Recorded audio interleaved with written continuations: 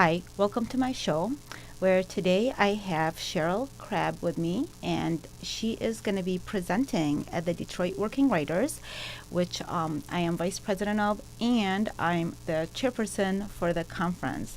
So I had the pleasure to read a lot of proposals, and I found that hers was very interesting. I have her here today to talk a little bit about that and also her writing career, which she has been a journalist for over 15 years in newspapers, and she is working on her fiction novel. So today, Cheryl, thanks for joining me. Hello, thank you for having me. Yes, so as I had mentioned, you are going to be presenting at the Detroit Working Writers, which, by the way, is on November 10th. It's a Saturday at the Michigan State University Management Education Center in Troy. And I want you to talk about your workshop because I found it very fascinating. The title of your workshop is A Walk Through Time, Markers of Memoirs in Fiction and Nonfiction. Now, and I started my career, my writing career, writing fiction. My first three novels were fiction, but they were really based on true events a lot of times because I like to write things as material that's as real as possible. But over time, I turned more into memoir. And I did find that what I read in your proposal, this was something that really you do have to master tapping into the past. And not only are you going to be talking about that, but when we were at the dinner for the author event recently, the luncheon, Yeah. you went even further into it about certain exercises that you were going to be presenting. And, I don't expect you to do that here, but I would like you to talk about the subject because I really found it fascinating. And so then that way people can have an idea, those who are interested to come to the conference, what to expect. I'm really looking forward to presenting and getting more into that topic, as you said, because while you can write fiction, a lot of your fiction work is going to stem from memories. And that is the focus of this presentation will be how do you really tap into those memories that we all have, whether we're just readers or writers. We all have memories that we want to be able to get into. And sometimes our memories are going to come at us and we're going to experience them as they do. But other times there's going to be memories that we maybe have even forgotten about, lost, and we want to recapture for the purpose of our stories. So this seminar is going to talk about what are the tricks of the trade? How can you really tap into those memories when you want to, and in a way that is effective to communicate to readers. So one example that I was thinking about just as I was coming today to talk to you is there's a book called Let the Great World Spin. And in that story, a tightrope walker is walking between the Twin Towers in New York City, and it happened in 1974. So the author, to get everyone on the same page, focuses the reader's attention on the tightrope walker. And so you get the perspective from so many different people. What is their impression of the tightrope walker? And he uses that as a focus tool so that everyone's eyes and attention are on that. And then they all recapture, as you see from different characters' point of views, they all recapture different things from that same experience that they share that day. Mm-hmm. And that's how the author reveals the character. And you can see how people experience the same thing in different ways. Mm-hmm. And I found that very powerful. It stuck with me as that book. But also the ability, it shows the effect of that is the ability of people to find meaning in a connected way at the same time by witnessing something like that.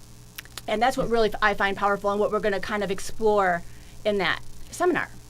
Well, and this is why I was interested when you brought it up is because I do find that there is a lot of power in memory, and I do believe that when you everybody has their own interpretation of everything, but when it comes from the heart, and if you can kind of personalize it, then a connection does happen. That's how readers connect to writers. Writers, most writers that we have been touched by, we've never even met them.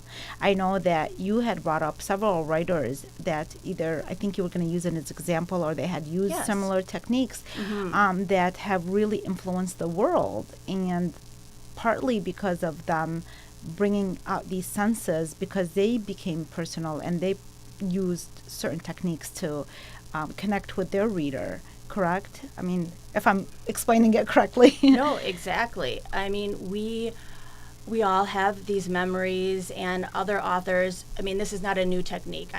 In the seminar, I'm gonna go as far back as Virginia Woolf and Mrs. Dalloway. Yes, that's So what. Yes, I'm I would like very you to talk excited about that. to get into that, because she was a pioneer at that time, and it's very relevant. As I write my own work today, I still find myself amazed at how I can draw upon her strategies and simple things like, you think it's easy. My seminar is going to be about taking a walk through time. Well, Mrs. Dalloway is taking a walk through the park in London, and she walks through the park gates. And so to the reader, that signals, okay, we're entering this stroll. And it also can be not just a stroll through the park, but a stroll through memory. She remembers at that time, how did I walk through that park as a young woman, when I was first met, her love of her life.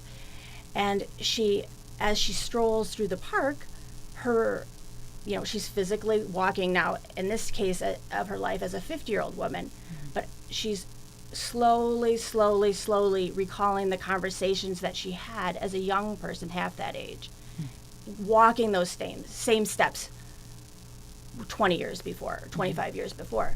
And it's very fascinating to feel that as the reader. And, you can experience, how does it feel in your own life? What memories do you have? And then when she comes to the end of the path in the actual park, the gate is noted again, and it tells the reader, okay, now we're back, moving her out of her memory time and into the story where you left off when she entered the park. So we're going to talk about the effect of it and how you can do it yourself. Right, and then it seems like it brings it full circle. Oh, yes. Yeah. It's fun. Well, so in your bio, it talks about you you recently received an MFA in writing from Vermont College of Fine Arts, and I was wondering, was that something that you picked up in some of the, was this one of a class that kind of triggered these feelings? And also, is that when did you think of starting to write fiction? Because as a journalist, but all writing can improve your writing in different ways. So I started off as a fiction writer, and then at some point I ended up writing poetry. I took a a seminar through the University of New Orleans, Prague, and I went to Prague to learn poetry. And it was something that I didn't even think I'd ever write, because I didn't really understand poetry. But guess what? When you're in Prague, You get inspired. and through a university, right? And then I realized, wow, I had really complicated what poetry is, and maybe there are poems that you don't understand, but there's a lot that you do understand and connect with. And so I started writing poetry, and then I ended up having journalism jobs just because of the subject matters that I wrote, which is something that I was so used to writing fiction, the long manuscript. To me, that was more familiar than writing something so small. But the poem taught me how to write something so small and meaningful, and how to be conservative with words, and that you can, as long as the heart is there, you could literally just within a couple of lines get your story out there, your message, whatever you're trying to share.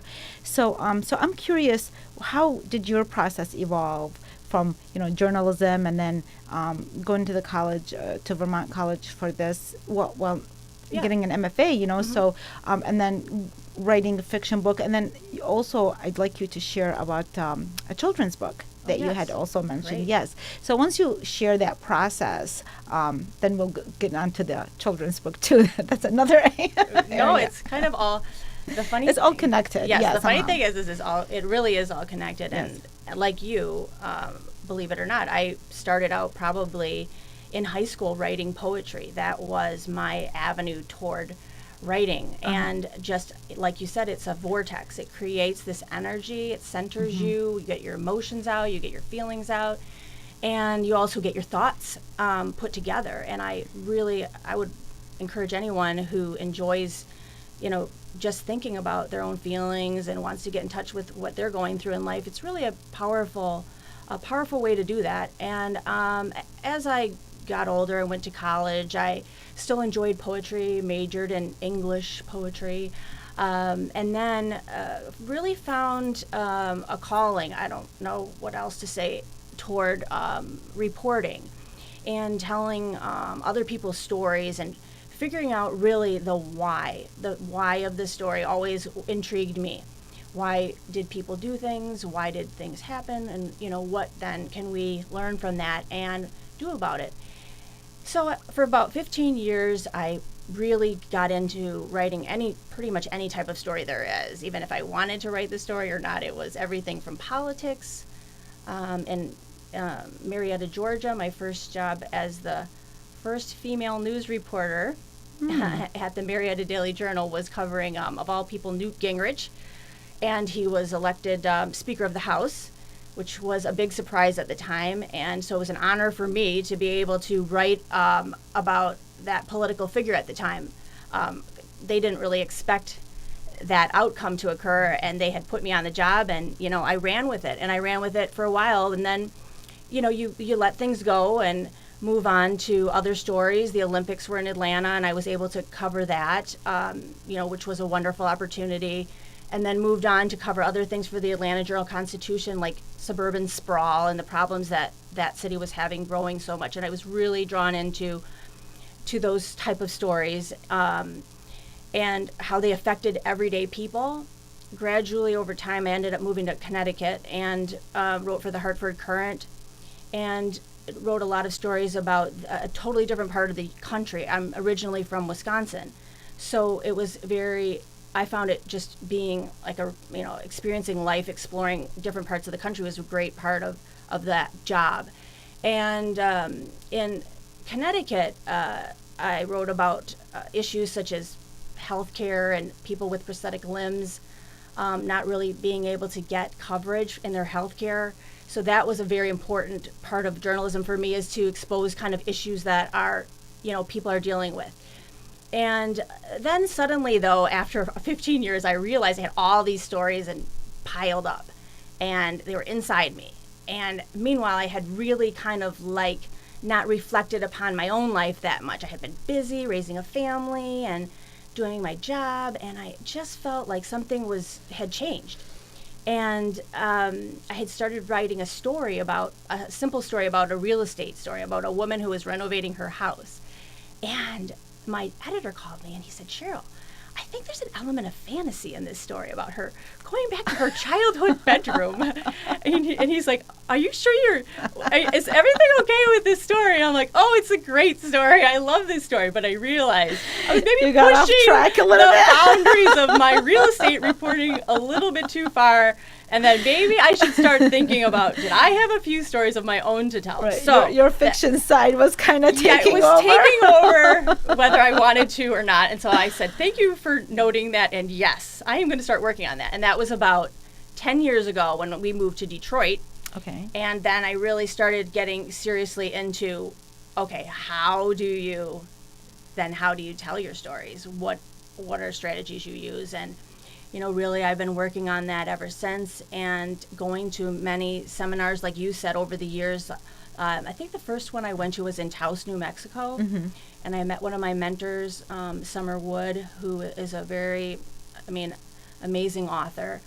And then going from there, and I would encourage people to take advantage of the resources around you. Like I went to the University of Madison, had several conferences, and then finally, after continuing to write, I realized I really wanted to go even deeper and get my MFA in writing. And through that, I did find that I did learn those tricks of the trade that I was longing for and trying to understand books like maybe I had left in college, Mrs. Dalloway, and really getting back to those things that I had pushed aside in doing my journalism, but then they all kind of merged together because I realized that when you're going to write a fiction story, it's not just, it's not just like you were saying, it's not made up. It's all of you. It's like all of what you've experienced in life, and be able to bring that together effectively and, in a meaningful way for the reader, so it feels like, you're telling my story.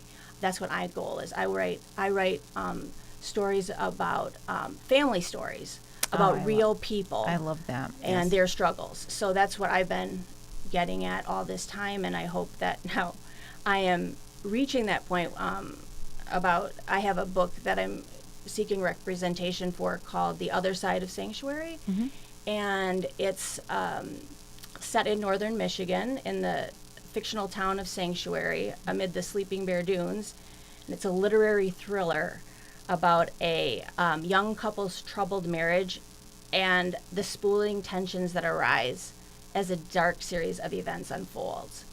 So that's what I'll say. First of all, yes, I gotta tell you, I love two things I love so far. That it's a family story. Uh-huh. I do believe that, I do believe this. I've believed it, I guess, from the very beginning. I realize now, that this was in me, that I do feel that writers, artists, whatever profession you're in, I feel like you have a responsibility that, write things that matter, that, that are not destructive, basically, and so, and not to be limited in your writing and to allow to creativity to come in, but I also feel that there is a responsibility to address certain important stories. I think that's what I liked. I came across journalism really like by accident, but it was really a great gift. So I've done it for over 10 years, and it really taught me, forced me to go out there and to see people's issues that I would have never been aware of otherwise. And I met great people. I understood things outside of my little world, and I think it really improved my writing as well. As I was transitioning from fiction to nonfiction and then to memoir, I saw the power of journalism and doing research, what that is, and how to write in a way where people can understand you, not kind of go off too far. So I really like that story. It has this family element in it. And then the second thing is I forgot the dunes, what's it called? Oh yeah, Sleeping Bear Dunes. I went there a couple of years ago, and it was my first experience. I went with my family and my brother's family, and we loved it. We loved it. I came home and wrote a blog post about it because I went and started doing some research because I got really interested in that location. And the other thing too is I do think it's important that authors, we are all placed in very special places for a reason, and so for us to focus in those areas is very meaningful. So you're choosing a place where it's part of your community, and what you mentioned earlier about finding those communities. So we have great communities here in Michigan, literary communities. Oh, yes. That I feel the same way that writers, whether you're starting off or wherever you are in your career, because I'm on my 13th book, but honestly, I need the community more now than even before, even though before I really needed it too in order for my writing to evolve.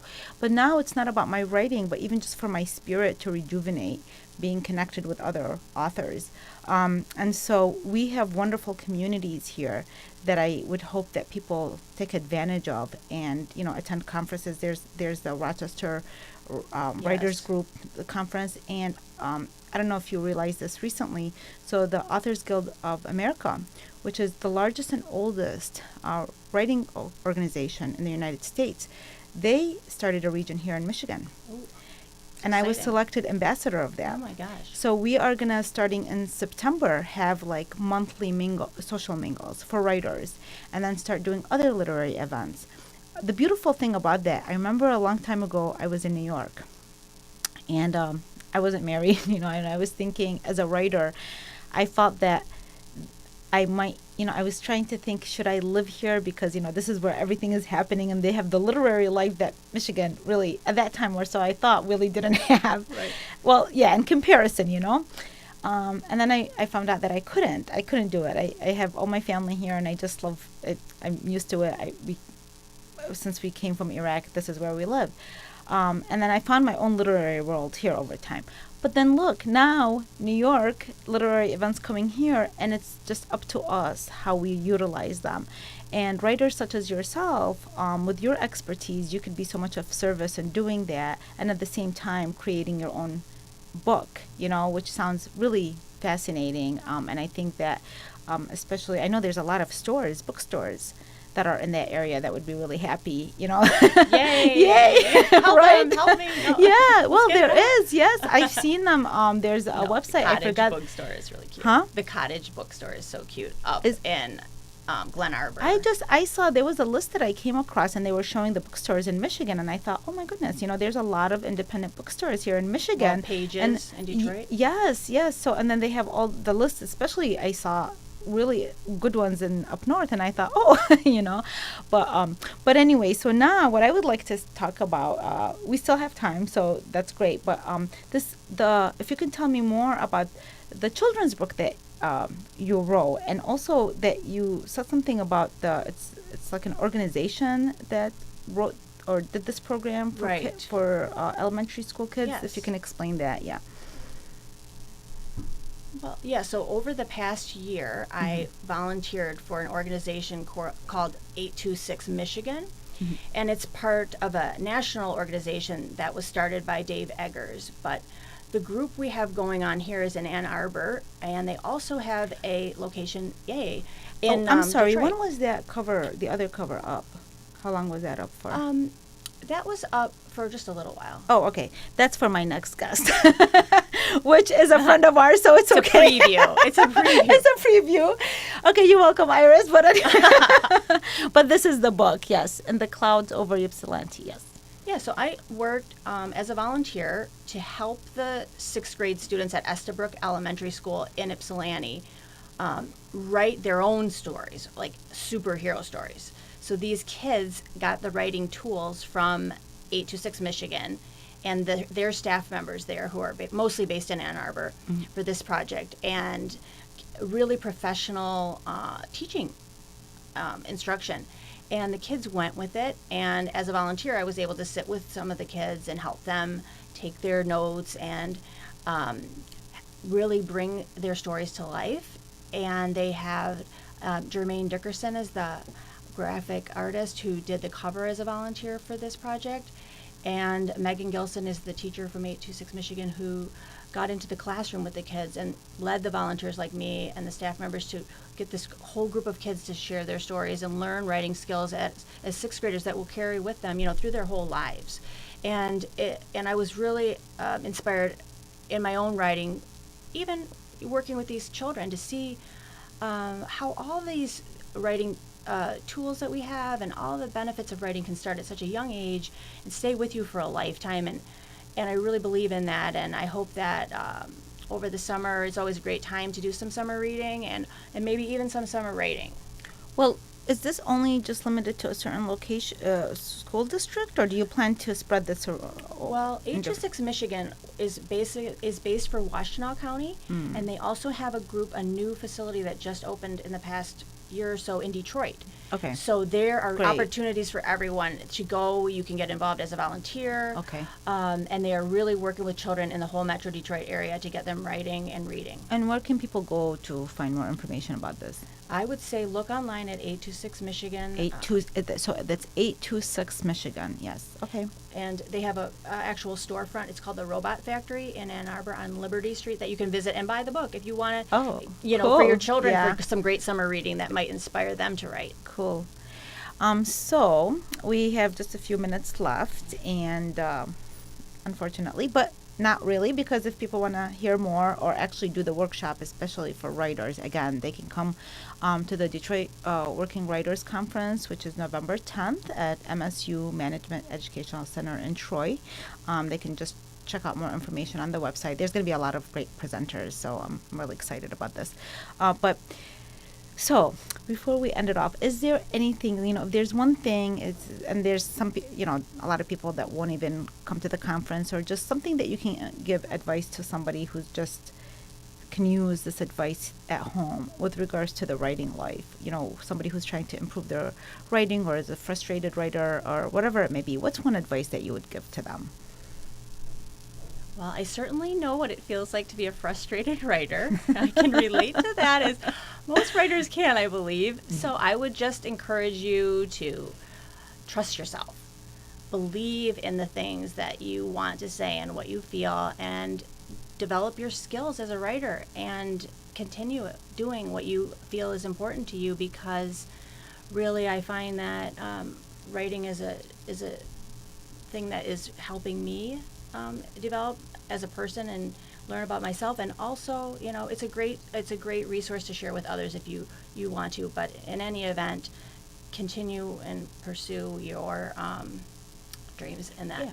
And also, don't you think that part of whether it's frustration or whatever struggle that we go through as writers, it really is part of helps us go deeper. I like what you just said about what you're learning about yourself, because in the writing and in going through these difficulties, we really tap into something within us that's stronger than what we realize. And then we realize that we have more endurance, we have more persistence that we thought, we have more love than we were capable of, we have more patience and more this and this. And really, that's the writing process really makes you look within. And in the same time, so you're actually shifting as a person, who you are in the process of the writing. And then in return, it makes you even a better writer. I mean, what do you? Well, I would hope so. No. After all this We'll work, find out. This work we put in, no, I'm just kidding. I believe you. We'll find out in your book, right? That's right. So I just When do you think you'll have your book ready? Well, I have it ready. I'm just hoping to find a publisher for it at this point. So, and hopefully next summer, it will be Okay, really quickly, I have a minute, and I didn't realize it was completed for some reason. But how long did it take you to write your book? I would say that I've been working on this book probably for 4 years. Wow. Okay. Great. Yeah. So, yeah. If I'm honest. Yes. It doesn't happen overnight. Let's just say that. Well, you know what? 4 years dedicating yourself to a project that you believe in. Congratulations. That's Thank you. wonderful. It's a wonderful accomplishment. I really, hope to see it out there manifesting next time you come. The book will be in your hand, right? Yes, of course. Yes, the next time.